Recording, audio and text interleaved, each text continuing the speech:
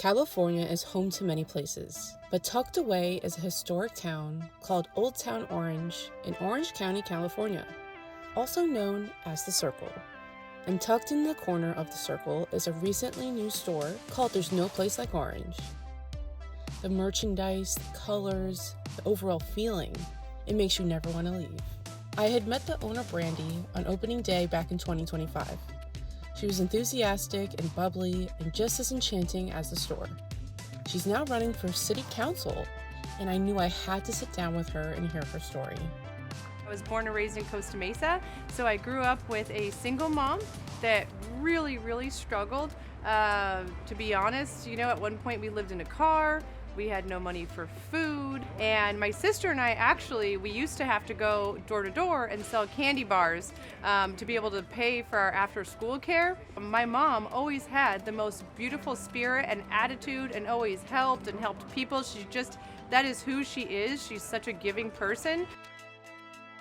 So I've worked for my mom for the last 18 years. So she owns a packaging company, so I'm now partners with her in the company. And that's how I'm able to make all my money and give everything away from the shop.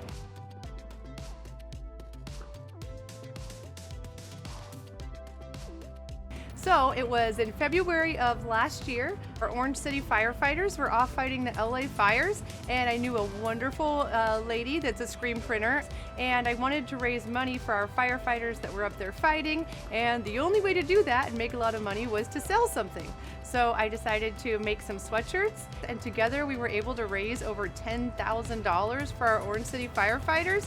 And with all the social media presence with that, we also ended up being able to get them $75,000 worth of Starlinks from SpaceX.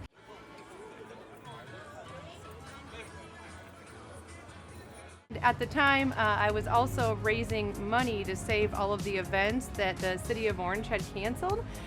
So I saved treats in the streets, but I did it the hard way, and I was running around and asking for money in front of a grocery outlet and raising canes, and Target gave us 10 pallets of candy. I thought, well, could I have a store and sell things all year long to raise money for the events? It's kind of like gambling, like playing craps, but we did it. They had a waiting list that they had for 2 years of tons of businesses that wanted to come in here. The property manager is so wonderful, and she just believed in us and everything that Joanna and I were trying to do in Orange, and I know she really wanted us in here, and so she really encouraged us. We opened in about 18 days once we got the keys, and everybody helped build the store so that we could have our grand opening on April 6th of 2025, which was the city's birthday. We absolutely did have challenges in opening the shop. The morning that we opened, we had no way to take payment. Joanna and I, we had no employees. So I'm still running a packaging company and have to work. That's my day job, got to make money for my family. You are doing everything 100% of the time. So from the minute you open your eyes at 7 in the morning till I would close them at 1 o'clock in the morning, I'm laying in bed ordering for the store.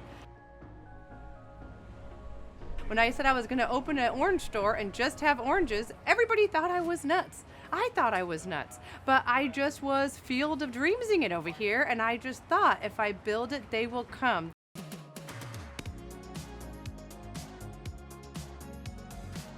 So we make a lot of our own stuff. Anything that we can't make ourselves, we are finding other local people that live here in Orange to make them for us. I love that the store literally comes full circle, pun intended, circle. What a lot of people find shocking is I just started my Instagram page 3 years ago, and I started it because we had a ton of crime in our neighborhood.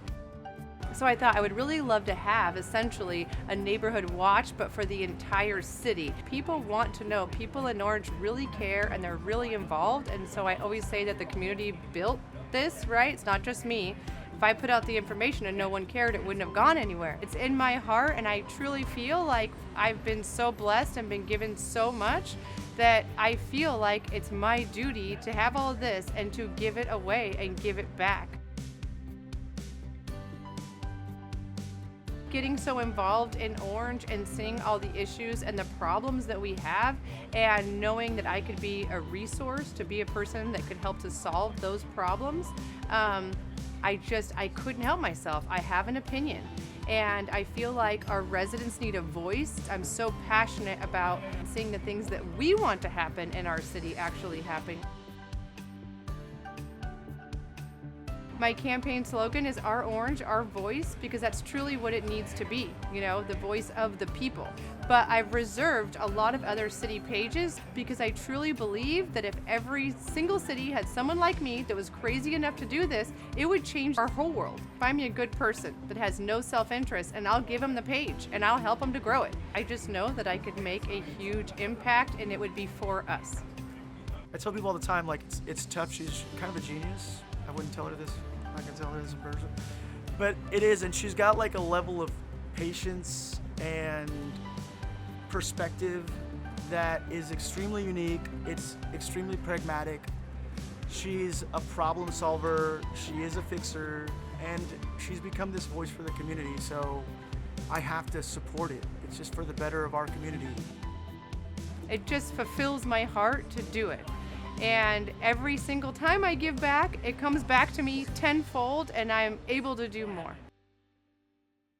I loved hearing your story, and I didn't know the scope of really, truly how much you're involved in and how much you're contributing back to the city. But thank you again for doing this. This was huge. Thank you so much, Emily, and thank you for reaching out to me. And so I'm excited for you guys and your future, and I can't wait to see everything that you do.